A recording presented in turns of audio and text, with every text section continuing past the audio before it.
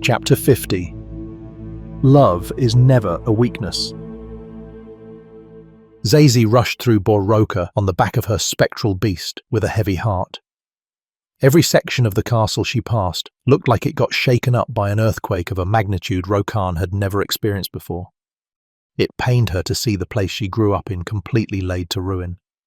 She felt partially responsible for the devastation because most of the damage she saw came as a direct result of her spectral beast colliding with Selena's fiery golem.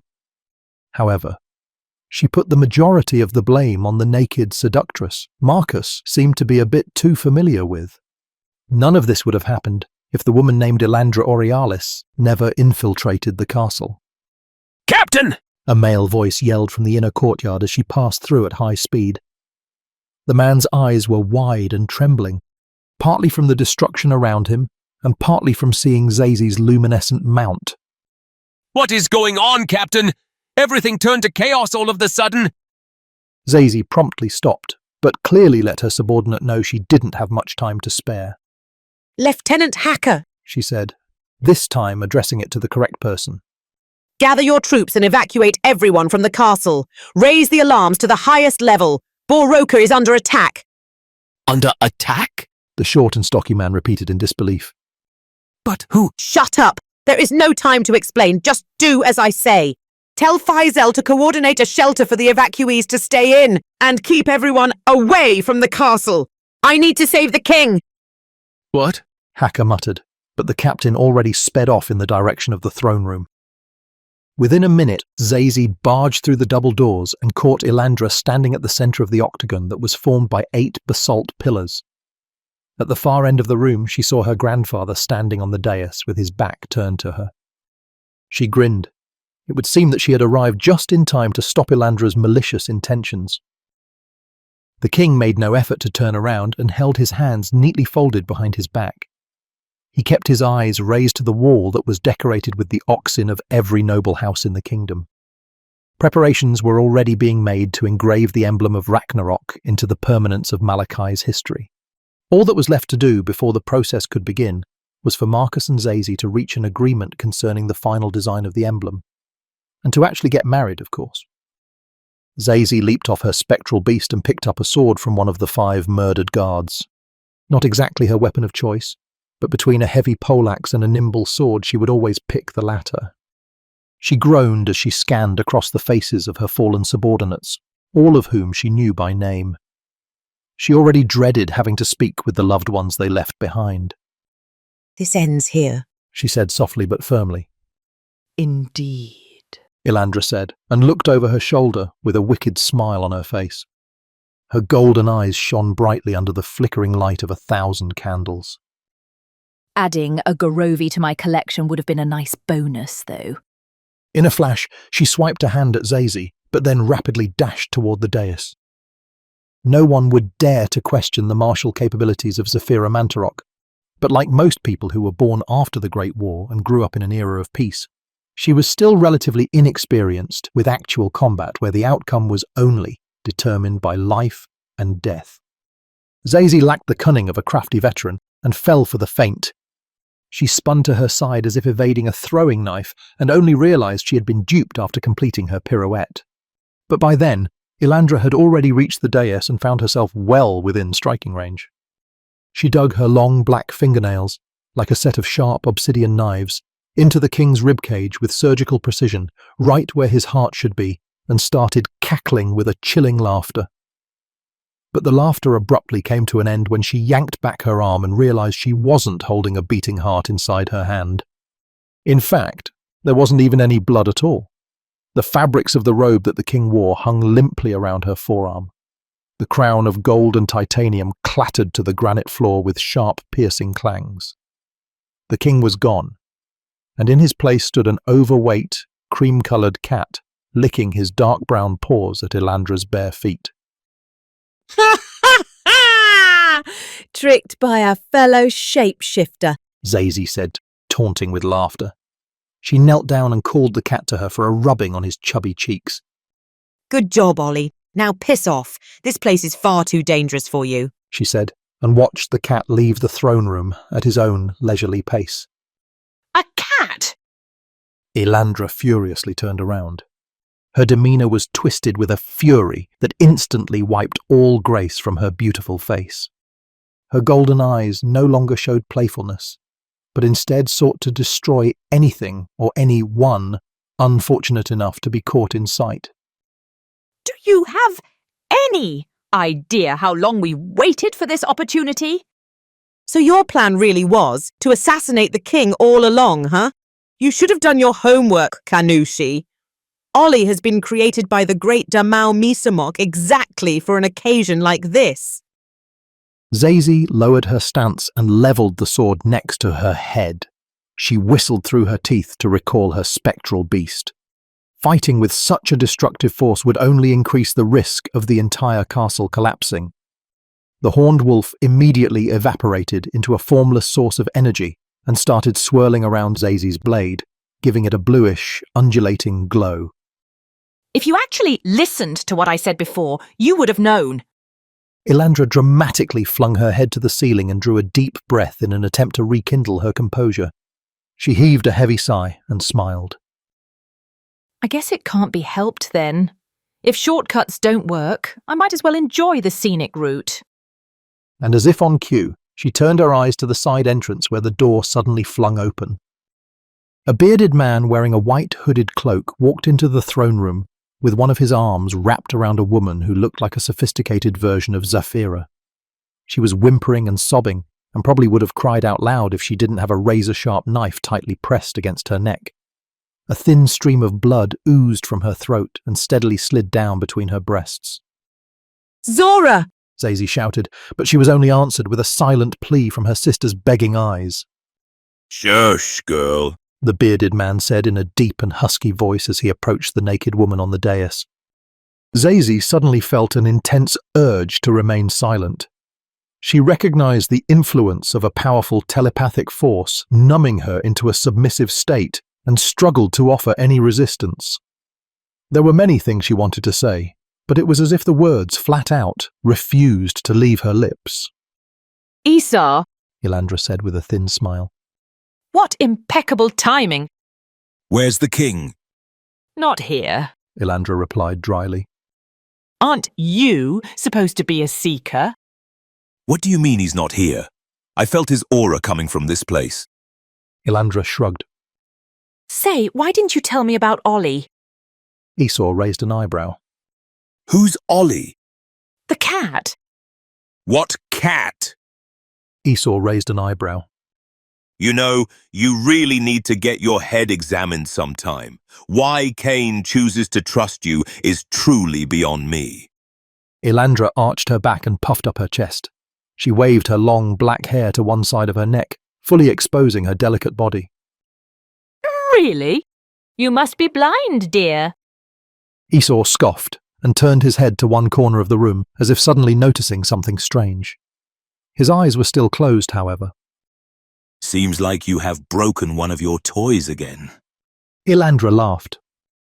Selena was broken to begin with. I didn't even use... She suddenly stepped to her side, forced to evade a glowing blue streak that appeared between her and Esau in a flash. Zazie rushed forward with a mouthful of blood and showcased a wicked grin of reddened teeth. There was only one way to break the spell of a telepathic invasion, and that was through the means of pain. It was a lesson she learned from her mother at an early age. Even though Zazie was still 20 feet removed from her target, she thrusted her sword with the full conviction to end her foe's life, then and there. Elandra was brought off balance by her evasive movement and presented Zazie with the perfect opportunity to even the numbers of the collision again.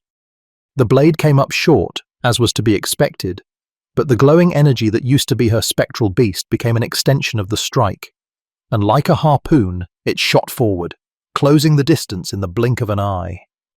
A large tuft of raven-black hair mixed with sprays of blood splattered across the room.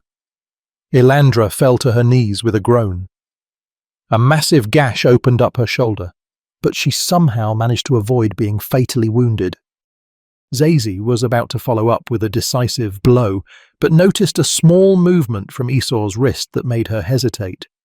The dagger he held in his hand slowly inched into her sister's neck and only stopped when Zazie made it clear she was aborting her attack.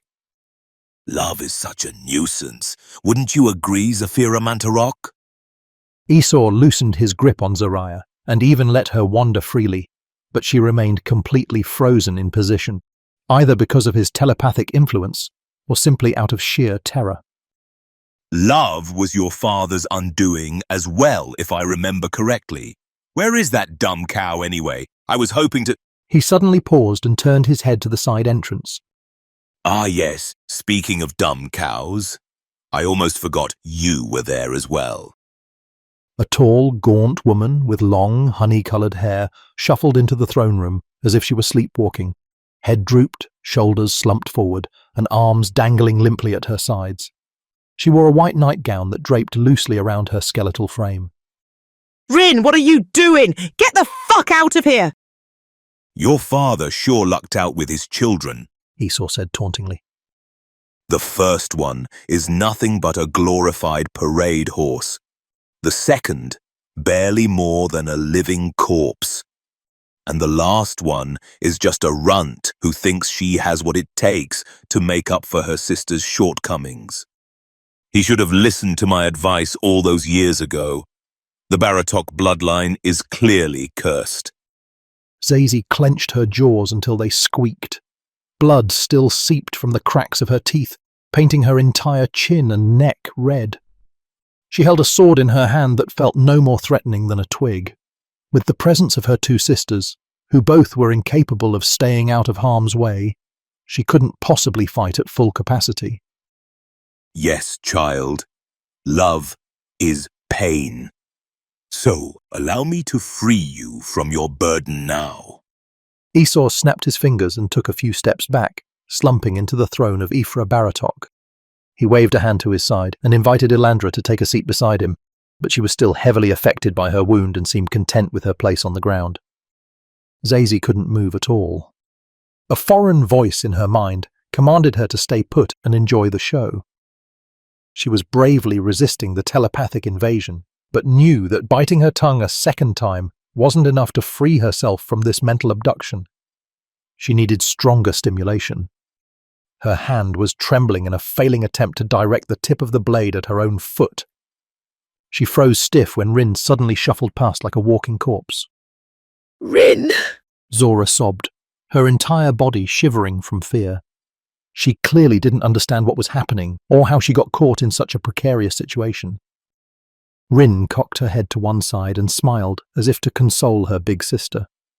The long, honey-coloured hair that was lumped together by saliva and other bodily fluids covered the majority of her face, making her smile seem unhinged more than anything else. She raised her bony hands and cupped Zora's chin, wiping away the stream of tears with her thumbs. Smile, she said quietly. Zora flinched in surprise upon hearing the first word that Rin had spoken since her miscarriage over 4 years ago. Her terror slowly ebbed away, and she even managed to shakily twitch her lips into a fragile smile. But suddenly, the hands on her cheeks felt blazing hot, and all she could hear was a shrill, high-pitched tone that seemed to pierce through even her faintest thoughts, like a kettle on a stove that had reached boiling temperature. And then, everything turned to black in an instant. Her head burst into a spray of red mist with a muffled popping sound. Zazie was physically unable to respond and only stood there with absolute disbelief as her oldest sister's headless body collapsed to the cold granite floor. Every rational thought urged her to snap out of it and embark on a rage-filled killing spree, but the foreign voice in her mind told her to smile, and she hated herself for feeling a strong desire to obey the command. She smiled, but did so with tears in her eyes. Esau applauded and rose from the throne as if having witnessed the conclusion to a highly dramatic stage performance with great satisfaction. Do you understand what I mean now? You should have cut through me, Elandra, and your sister when you had the element of surprise on your side. At least then, your sister's death would have brought you victory. And now, you will die knowing that love was your undoing. honestly. That should be the Mantarok epitaph. He took a few steps forward to the edge of the dais and snapped his fingers. Rin turned around and slouched towards Zazie. Her nightgown was completely drenched in her big sister's blood and brain. She raised her hands to reach for Zazie's face, but was suddenly intercepted by the iron clutch of a hairy claw and got tossed sideways with great force. She bounced off one of the 8 basalt columns and remained motionless on the floor, instantly removed from consciousness. And yet another side character appears on stage, Esau said, stroking his woolly beard. It's been a while, Garovi. Marcus glanced at the headless body on the floor and immediately knew by smell who the corpse belonged to. He looked over his shoulder and was horrified to see the forced smile on Zazie's face. He swung his head back to the dais, instantly realizing the influence of a strong telepathic invasion. But the brain of a Garovi was wired differently from any ordinary human being, and a whole lot less susceptible to foreign meddlings. He ignored Esau and held his eyes on the naked woman instead. Ilandra was on her knees, listless and docile, blood gushing from her left shoulder at an alarming rate. If she had worn any clothes, she might have used the fabrics to slow down the bleeding, but instead, the red fluid flowed out of her wound unchecked. Her eyes were drooping, and she looked on the verge of passing out. I have to admit that things aren't exactly going according to plan. Life sure is full of surprises, Esau said and shrugged. I surrender. Surrender. Marcus shifted his eyes to the headless corpse and gritted his teeth. What makes you think you get to live? Esau grinned and opened his eyes for the first time since entering the throne room. I'm a gambler, Marcus, but I know that I can't defeat a Garovi on my own, so I place my life in the hands of fate. That's how I lived before, and that's how I live now. You were killed during the Great War. Allegedly. Esau responded facetiously. It's true that I was removed from the world of the living, as was Ilandra, Ilio, and Evandor, but we never really died. We were only suspended in a secret realm, hidden from time and space. Marcus scoffed. Cain Everlong, one of the heirs of the primordial aura. My, you have done your homework, young Garovi. I'm impressed.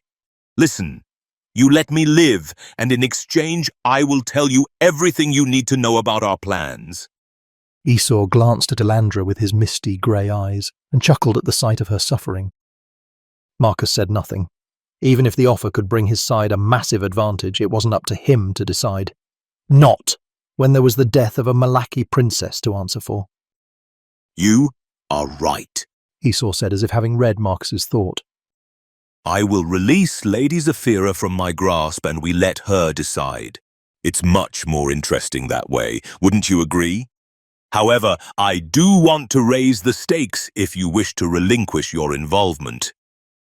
I could always just capture you by force, Marcus said through clenched jaws.